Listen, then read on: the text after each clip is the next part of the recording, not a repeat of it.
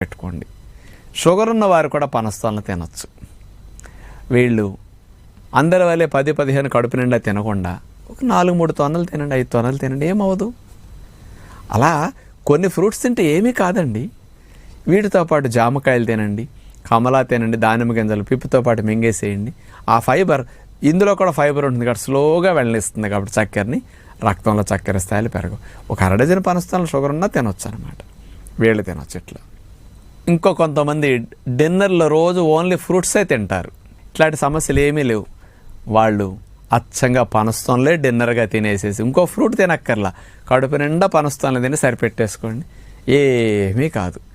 కొంతమంది ఇన్నేసి పనస్తోన్లు తింటుంటే పెట్టుకుని అలవాటు లేక ఎవరిని అంత తినేవారిని చూడక, అమ్మో చాలా వాతం చేసేస్తే అసలు అన్ని తినకూడదని, అన్ని తింటే అరగవు అనేలాంటి పదాలు ఉపయోగిస్తూ ఉంటారు.